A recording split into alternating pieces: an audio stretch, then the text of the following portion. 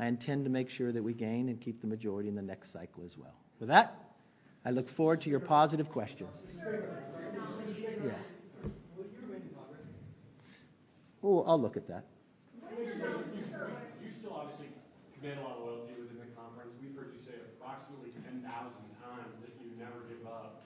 So I'm wondering, why not? Why did you make the decision not to put your name forward again and try to grind it out like you did when you won the job in the first place? You know, you need 218 for the rule, 218 to move forward. And I'll never give up on the American people. That doesn't mean I have to be Speaker to do what I have to do for the American people. There's a lot of things I could do for the American people. But you know what's interesting? Everybody's sitting there. In today's world, if you're sitting in Congress and you took a gamble to make sure government was still open, and 8 people can throw you out as Speaker, and the Democrats who said they wanted to keep government open, I think you've got a real divide. I think you've got a real institutional problem. Interesting, it was in this room after we had won the majority. I hadn't become Speaker last, and Nancy Pelosi came to me. She was Speaker at the time on the way out. And I told her I was having issues with getting enough votes. And she said, what's the problem? I said, they want this one person can rule you out. She was the only Speaker to have changed that rule. I had the power to call the vote on her, but I never would. I lost some votes because of it. And she said, just give it to him. I'll always back you up. I made the same offer to Boehner and same thing to Paul, because I believe in the institution. I think today was a political decision by the Democrats. And I think the things they have done in the past hurt the institution. When they just started removing people from committee. And they just started doing the other things. And my fear is the institution fell today. Because you can't do the job if 8 people, you have 94% or 96% of your entire conference, but 8 people can partner with the whole other side. How do you govern? And for them to make a motion on me because I made a decision for the country that they agreed with, but they choose to do the other, that becomes a problem. Yes, sir. So, one, are you planning on endorsing a successor to you? And then I might. I might. You might. Yeah. Who would that be? I don't know who's running yet. Okay. I'll talk to people. And when you look back, is there anything you could have done differently to with those 8 members? Yeah, a lot of them I helped get elected, so I probably should have picked somebody else. What about Democrats?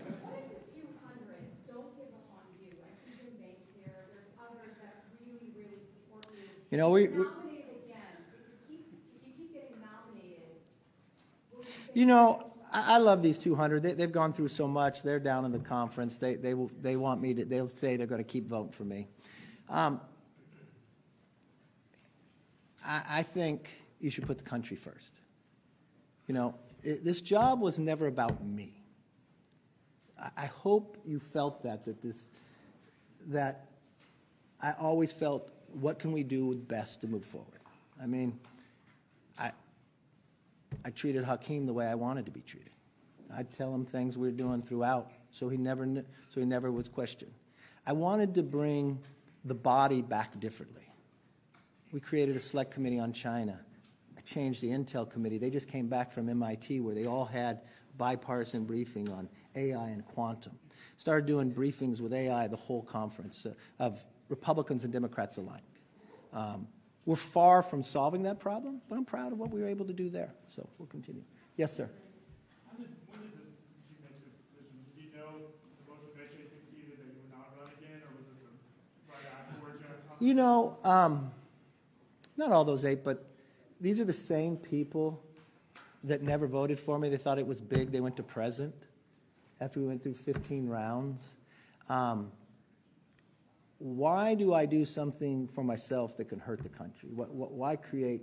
I'm not quite sure those individuals are looking to be productive. It concerns me as a Republican based upon watching what they do. I want to be a Republican and a conservative that governs.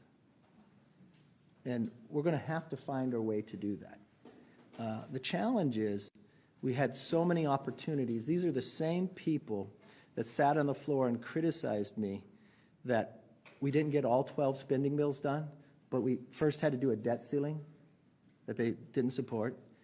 They held up every appropriation bill in the summer because they wouldn't let it come through. After the debt ceiling, they stopped us from doing anything on the floor. When we had a continuing resolution that would do something on the border, I listened to one talk about how it made him think about the border and when he voted against it. And then they wanted to challenge me because I worked with the other side so America could go forward and government could stay open. You know, if you have to lose for something, I will always lose for the country. It is a much better battle to have. Mr. McCarthy, Yes, sir. You're doing this job, what advice do you have for the next speaker? What would you like to see the next speaker? Change the rules. Do you regret allowing that rule to be in place? Do you think I let it? I mean, for the whole point, I mean, if you talk about like a Gaetz, Gaetz came to the whole conference and said, we will never use this. We'll never use this, you know. I mean, this is a man that sat there on the 14th vote and said, okay, I'm going to vote for you next time, and falls back and not. So, I mean, it's just the trustworthiness of a lot of individuals. It makes it difficult. But I do not think, regardless of who the speaker is, that you should have that rule. You know, everybody had it but Pelosi, but it was never used until it started getting used against Boehner. And if the entire other, if you can always count on the other party to vote in a block against it, then you're allowing 4 to 5 people to control whatever. So it doesn't matter even if you have 96%. So that is not a government that works. That is chaotic. Last question. Yeah. Yeah. Is the Republican Party under? Okay, wait, go right ahead. I hear you talking about the challenge of governing, the challenge to Republicans. I wonder what you think this means, what this says about the Republican Party. I don't think it says about the Republican Party. I think it says something about some people who are not a conservative. I mean, if you were a conservative and you only had one entity making the battle and you vote against securing the border, you vote against cutting this wasteful spending, and then you partner with all the Democrats. Now, you'll phrase it all the other different ways. That's not a conservative. Look, you all know Matt Gaetz. You know it was personal. It had nothing to do about spending. It had nothing to do about everything he accused somebody of he was doing. It all was about getting attention from you. I mean, we're getting email fundraisers from him as he's doing it. Join in quickly. That's not governing. That's not becoming of a member of Congress. And regardless of what you think, I've seen the text. It was all about his ethics. But that's all right. Mr. McCarthy, can I just clarify really quickly from the first question? Are you considering resigning? No, I said, he asked about that. I haven't thought about that. I said, yeah. And then just on where you're placing the blame, you said the institution is... Look. No. I'm not going to blame anybody. There's not blame anywhere. Look, I give it as good as I get it, right? So you know the challenge. I knew going in. You would take a poll all the time. Is he going to get thrown out this week? But you know what? If I lose my job over doing what I truly believe what's right, I'm very at peace with it. You asked earlier, like, when did I decide? I knew they would make the motion on me. It didn't make one bit of difference. I felt very comfortable in that decision. And I think the American public believed that decision was right. Do you think Matt Gaetz should be expelled from the Republican conference? That's the conference's decision. Mr. Carter, now, you mentioned that you're looking to maybe help instill in another way. Would you consider having a position somewhere in Congress, whether it's leadership or the chairmanship? Can you talk about that? No. There's a lot of great people in conference. There's always other people to do jobs. It is amazing the talent that we had. And the one thing I've always hoped as Speaker that we lifted more of that talent up. I look at people doing a lot of different jobs and the different opportunities we did, and they're doing an exceptional job. We have so much talent. It is remarkable. Yes. Was this kind of in your mind a little bit preordained from the beginning? Obviously, it was a much more narrow majority than what you anticipated, what Republicans considered. 15 rounds, the longest speaker's race since 1859. And then I made history, didn't I? It was that, well, you did do that, yeah. But was that kind of always thought that it was inevitably going to go this because of the narrow majority and because the writing might have been on the wall because that Well, would any of you think, if it took that long and you had one person, you knew it was always a possibility, so that was fine. Didn't bother me, didn't change any of my decision I made. But it was interesting. I read a tweet the other day of Matt Rosendale. He goes to Mass every day. But you know what he said his prayer was all last year? That Republicans didn't have a big victory, that they had a narrow victory. When you have members like that are part of your team, you got a tough team. You know, look, when I was in business, I got to hire and fire who worked with me. Somebody else hires them, somebody else fires them. My job was to inspire them. I think we did some good work, and I think we'll continue to do great work. Yes, sir. Can you reflect back on 2010 when you guys were the young guns, right? You, Paul Ryan. Eric Cantor, yeah. Now, all three of you guys have been essentially... Well, we're not that young anymore. Well, but all three of you have been pushed out by so-called more conservative members. How do you No, let's be fair, and it's wrong that you ever say. They are not conservatives. They voted against, one, the greatest cut in history that Congress has ever voted for, $2 trillion. They voted against work requirements.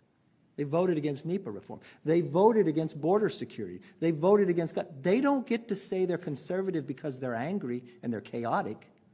That's not the party I belong to. The party of Reagan was if you believed in your principles that you could govern in a conservative way. They are not conservatives, and they do not have the right to have the title. Yes. Are you worried that Donald Trump has turned your party in this direction that makes it difficult to govern, and makes it difficult to get conservative wins? Why do you say that? Because your question doesn't hold true to history. When Donald Trump was president, we did tax reform. You can look at all of our different successes. So, I mean, you may dislike the policy, but we've been very successful. You watched the Abraham Accords. I mean, you can go victory after victory. The price of gas. We were energy independent at the time.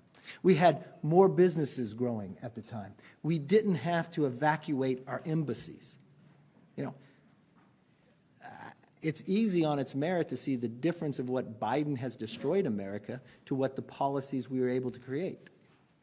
Yes, sir. Can I ask you, what about your conversation with King Jeffries? What did he ask from you? What were you asking from him? No, we didn't ask for anything. You didn't ask for anything at all? You didn't ask any impeachment inquiry or anything like that? No. And, you know, I have a lot of respect for Hakeem. He wants to win the majority. I heard what they said in conference, you know. Why would they vote for me if I've won every time as leader? I raised 70% of all the money. It's an opportunity for them. The real question to the 8, why would you enable and allow the Democrats to do it? That's the question, yes. Do you regret making concessions to those holdouts? What concessions did I make? You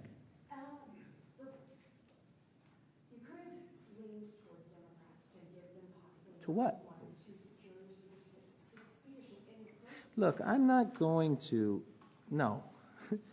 I'm a Republican. I win by Republicans and I lose by Republicans. It's not that way. And so, did I work with, I believe you should work across the aisle. I worked across the aisle at times. Do I want to make the bill the most conservative possible? Yes, that's the goal. It's difficult when you can't get 218 for the conservative bill. And then they want to challenge you when you went and solved and kept the government open. Yes, sir. The last few months, you've been a firewall against the debt ceiling crisis, government shutting down. We did pretty well, didn't we? How big of a risk do you think a shutdown is in November without you as Speaker? Other people can do the job. You know, it's interesting. I've never received so many texts from so many senators about how big a play we just did the other day, or how many congratulations about the debt ceiling and the other. I mean, if I would go back to the days before the debt ceiling, none of you even thought I'd get a meeting with the president. All of you'd ask me, is it going to fall off the cliff? End of the day, we worked an agreement out. Some of those people got mad about it, but 2/3, the highest number of Republicans ever voted for a debt ceiling when you had it. And you only negotiated based upon the deal we went. That was the moment they wanted to go after, and that's what they continue to follow through. You mentioned that Yeah. you don't mind negotiating, and you think that's part of the job. So You should. Look, government's designed that you have to have compromise. No, you can't get everything that you want. You know, you got a House, you got a Senate, but you had more to the question. Well, my point was, my question was just going to be that some of the criticism leveled at you today by both Democrats and by Republicans is that perhaps you've been too transactional. In which way? Part of about keeping your word. In which word did I not keep? Name one thing I did not keep. Gaetz says that there's several things you didn't keep from January. No. Tell me, what did Gaetz say? What did I not keep in Gaetz' mind? Because Gaetz had never been a part of a discussion. Just because Gaetz said something, don't believe it's true. I haven't heard him say one true thing yet. Democrats say you reneged On what? the ceiling bill. On what? On the debt ceiling. That is not true.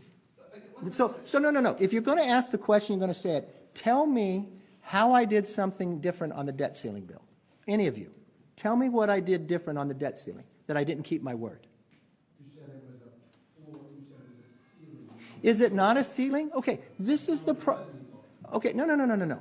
When you agree to spending levels, that's the maximum amount you can spend. This is what is wrong with Washington. Because it's the height that you can spend, you can also spend less. We're a different body. So does any of you believe then the Senate broke their word on the debt ceiling? Because they spent more than the limit. But somehow I'm wrong because I want to save the taxpayers more money. We're our own body. I have 2 children. If I give them each $100 for dinner and one spends $100 and one spends $80, am I going to yell at the one who spent $80 and said, oh my God, you got to spend it all? It's not our money.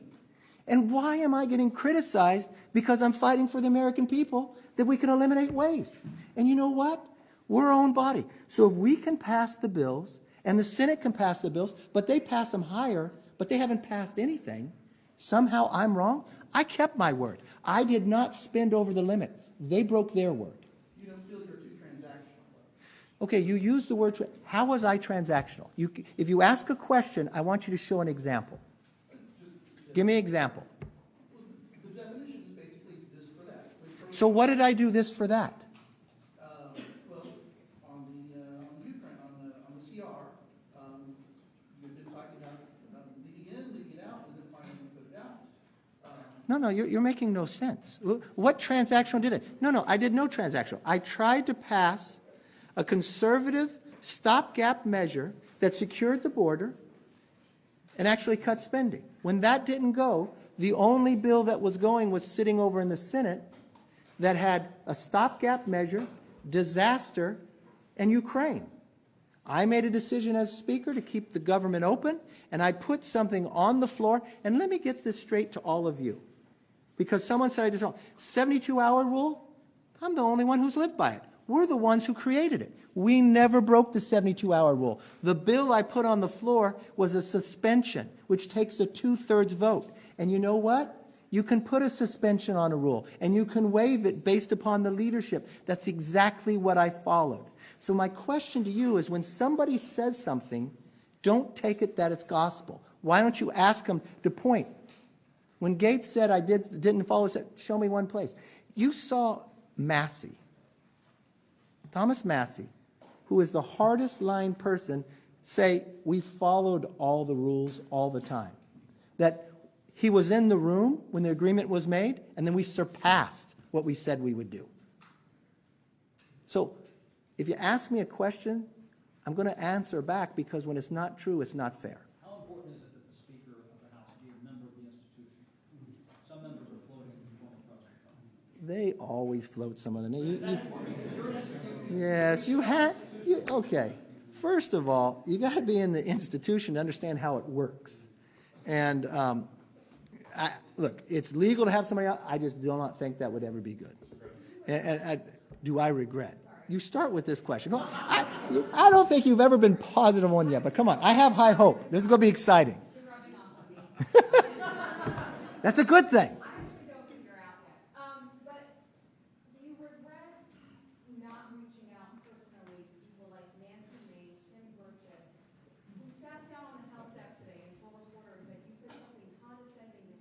Okay, let's get through this. I personally like Tim Burchett, and I called Tim Burchett because I read his quote. And Tim Burchett's a friend of mine, which I'm kind of shocked by this.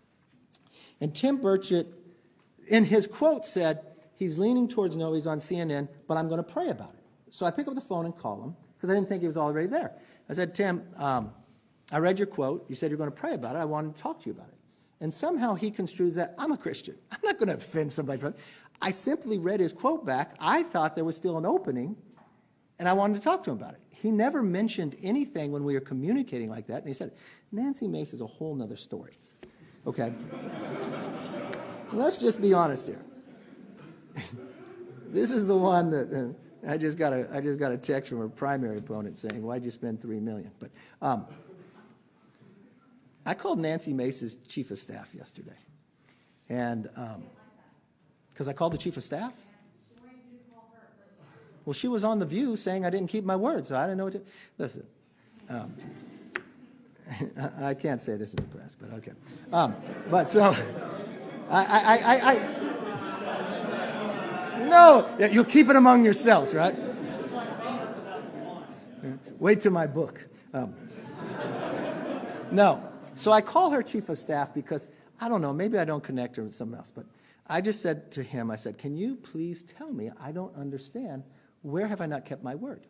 You know what her chief of staff said? You have kept your word, 100%. Members come to me, and one thing, I don't like the idea that a member comes and tries to leverage me. I don't go for that. You know, I'll vote for the bill you do. That's not well. But if you have a problem with the bill, I want to help you. But I can't sit there and write your entire bill and work it all the way through committee. We just got our one bill out. And it came back, the other bill doing on guns, it just wasn't working. Do you want to do something else? We did something else. I just don't appreciate. Look, I bite my lip. I let people say things that are not true, but it's not right. It is not right. Her chief of staff told all of us we have kept every single one of our words. And he said he's told her that too. Now, if somehow he gets fired, I'll still get him a job. Last question. Yeah. Well, I'm being too honest now? Your argument about the health of the institution might have resonated with more Democrats if not for your response to January 6th. Do you regret it? Oh, my God. No, but do I regret the Democrats playing games with January 6th? Yes. They played so many politics. What they did to this institution and what they did to this building was so wrong. The idea that they put magnetometers there, the idea that they would go to any Republican member that they had been co-sponsors of bills and they no longer could be a co-sponsor, that they would fine members $5,000 if the magnetometers went on, but when Nancy went around it or Clyburn was supposed to get a fine, it all got waived. The idea that bills didn't have to go through committee, the idea is they created a select committee on January 6th and they wouldn't let the minority appoint who to do it. Look, I'm trying to change all that and bring the body back till they can work together. But I think they did a lot of damage to us. Yes, sir. The House is trying to pass the appropriations bills one by one.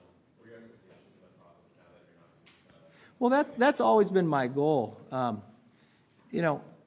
I just talked to Mitch yesterday, and I had to call into Schumer, and I talked to Hakeem last night. What I was going to do is, because we had taken 5 up, we passed 4 of them. I was going to start individually pre-conferencing so we can get this work done. I'm concerned with the timeline now. Look, I truly believe at the end of the day we can get this all worked out. I do believe at the end of the day we could find common ground and do something about the border. I don't know if this has caused problems. Look, I was doing Squawk today and they had the other TV on, MSNBC. The first time I saw MSNBC running a whole story about the border with people just walking across. Pritzker sent a letter yesterday about the immigration. Massachusetts governor, state of emergency. Connecticut. Everybody is becoming the number one. They cannot ignore it.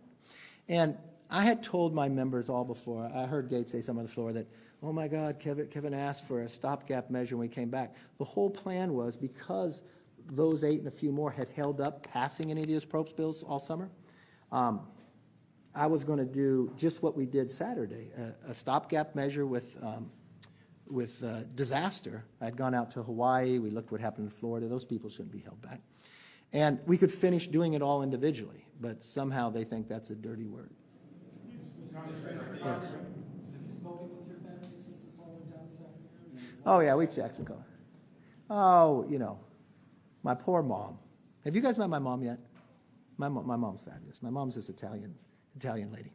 And she calls me the other day. She said, she gets worried. She reads what you guys write. And she says, I'm so nervous. I said, why, Mom? It's all right. She said, last night, she went in the house and she left her car running in the garage all night long, right? And my mom only fills her car up once a week at Costco on Wednesdays, then calls me because the price, she still lives in California, the price of gas is so high. She asked me what I'm going to do about it. But look, I think this job is always harder on your loved ones than you yourself. So they'll be okay. Did you make a side deal with the White No. House on Ukraine? No. Look, unequivocally no. If you want to categorize this, let me see, because people think some big side deal. I did tell when we were doing the stopgap measure, there was a concern in there. Does it have transferability on money? I believed, and my staff believed it did. But what I did say to the White House, if it does not, if you think some way it doesn't do it the way you would, I will fix that. I did say that, and I did say I do it. Look, I support arming Ukraine. That doesn't mean sending them cash, but arming Ukraine. But I have been on the White House even before they sent this supplemental. I said, you guys are doing it all wrong by just sending us a supplemental.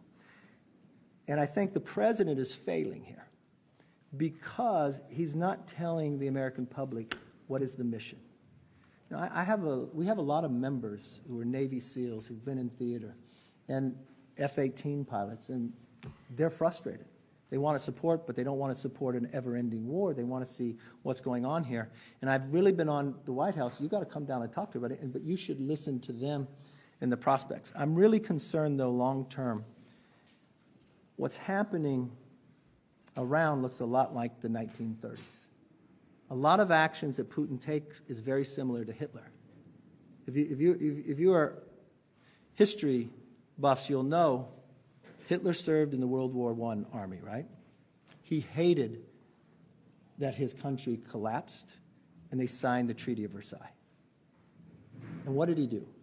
He ran and created a new party and ran in democracy again and again and again until he won. And when he won, what did he do?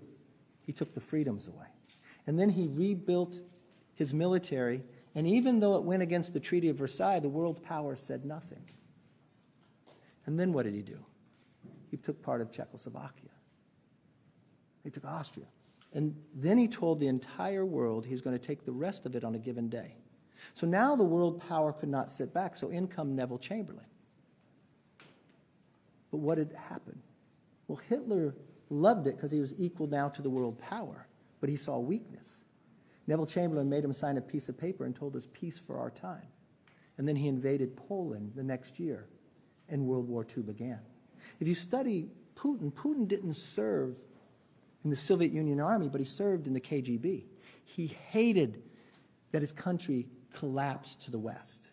He hated it so much when Gorbachev died, he still didn't attend the funeral.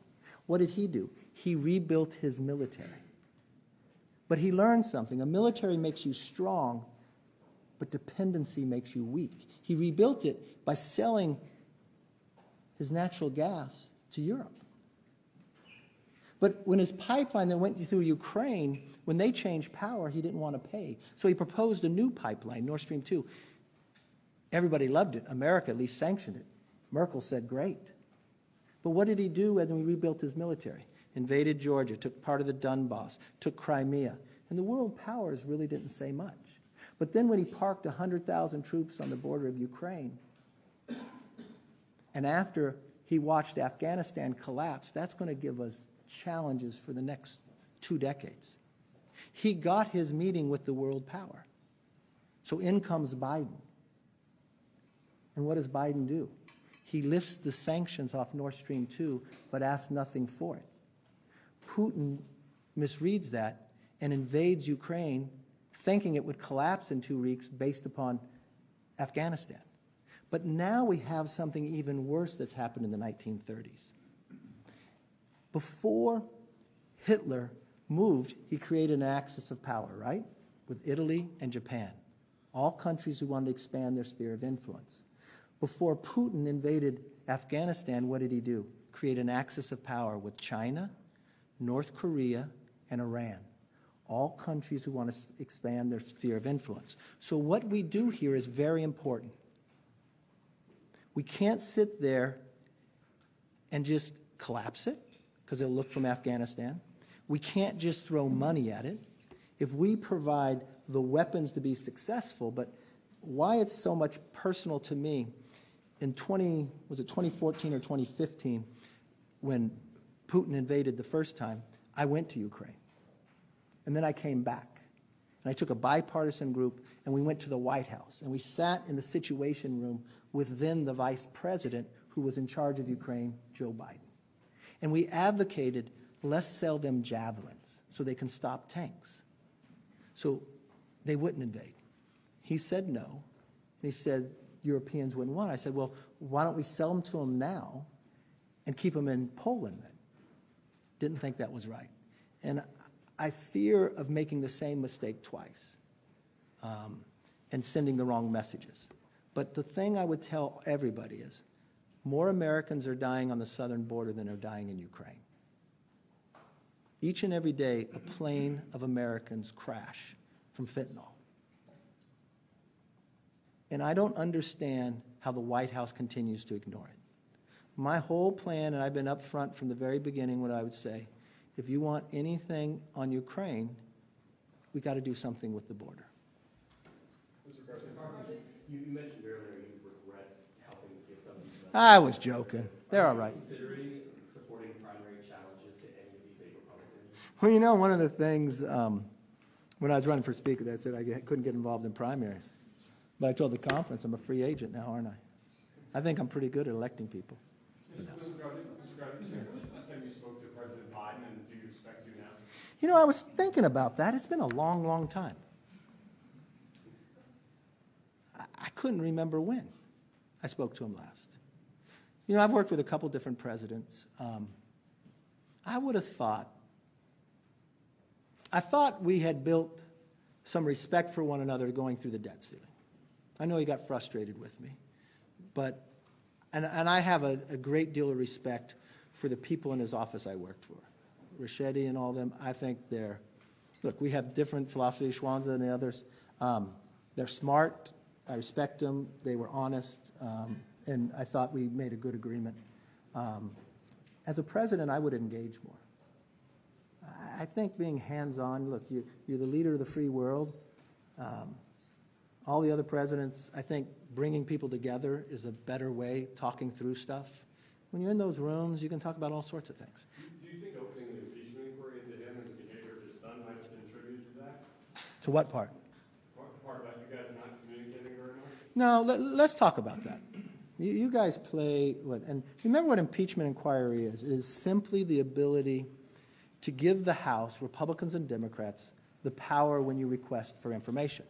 So if you were lawmakers, and I hold you in high esteem because you are investigative reporters in America, you're supposed to cover this stuff. When I came into power, I didn't know any of this.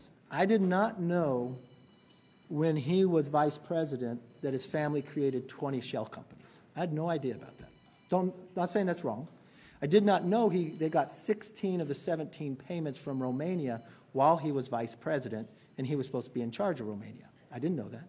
I had no idea when a whistleblower came to us and said that the FBI has an informant they still pay who claims that the president was bribed by $5 million. And what's interesting, we had to fight to get that document. And when we got that document, it said it would be hard to find because he has a lot of shell companies. Then I had no idea that IRS agents would come to us. How would I know? They'd come to us and say, look, we've worked for 16 years. We don't have any political basis on the other side, but we're concerned with what's happened here. That DOJ allowed the statute of limitations to run out. That they weren't allowed to interview Hunter because when they went and told the FBI, they told them. And then they even told the inaugural committee, I didn't know how that played in, that the DOJ would call Hunter Biden's attorneys and tell them that they didn't even know about a storage unit with all the papers before they could go there. The president told us he never had a meeting. He never talked to his son.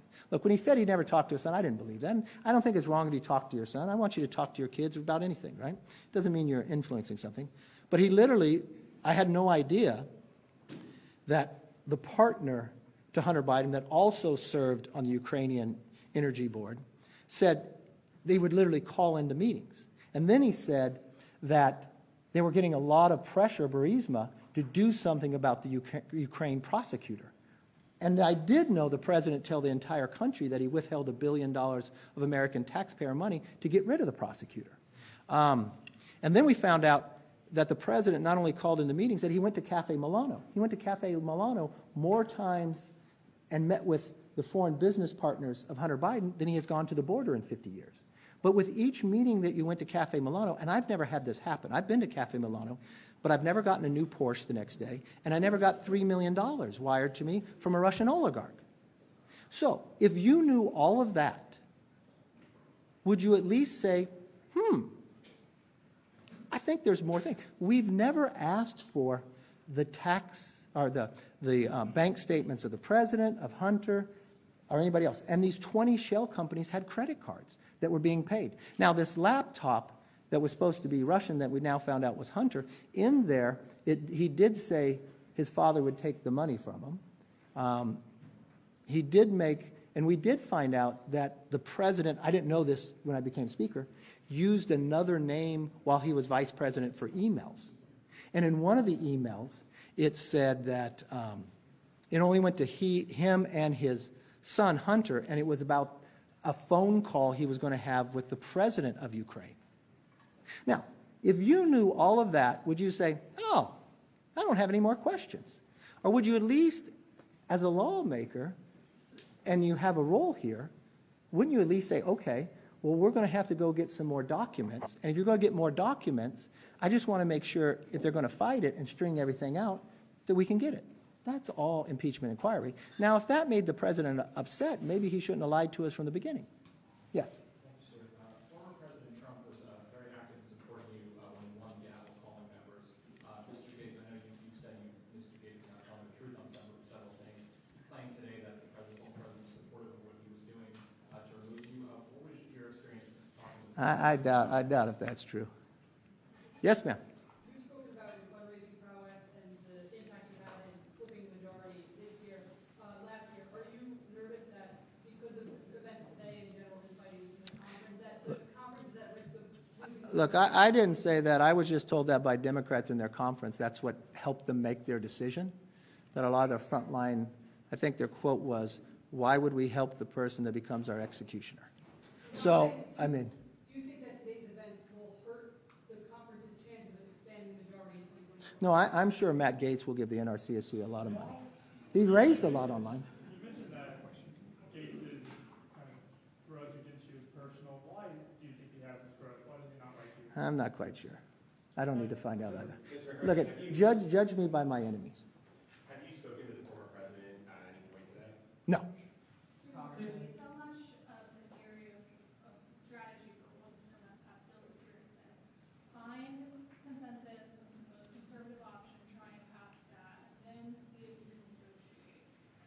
Do you think that was the right tactic? Should Congress do that going forward, or would it be Well, let me ask you this. negotiate with Democrats earlier? Let me ask you this. Would we ever gotten the debt ceiling? Schumer said never talk to us. Schumer went on a Sunday show, watch, Kevin's going to break. The president said he would never talk to me, that we just had to raise it. Had we not passed the bill, we never got it. So, yes, I think it worked well. All right, yes. What kind of role do you see yourself or want to see yourself playing in the party moving forward? Is that campaigning or is there any other type of role you want? Well, no, I'll continue to help all the way possible. Look, I've been very fortunate. When I came to Congress in my second term, I got to be Chief Deputy Whip. I got to be Majority Whip. I got to be Majority Leader. I've been Minority Leader, and I've been Speaker. I've been blessed. And there's something about 10,000 hours. I believe in it, a lot of different experience. And I believe in bringing new blood up and helping them, and I want to help them all the way. Look, I enjoy you. I don't know if you'll cover me as much, but I'm sure I won't miss you, but see you soon.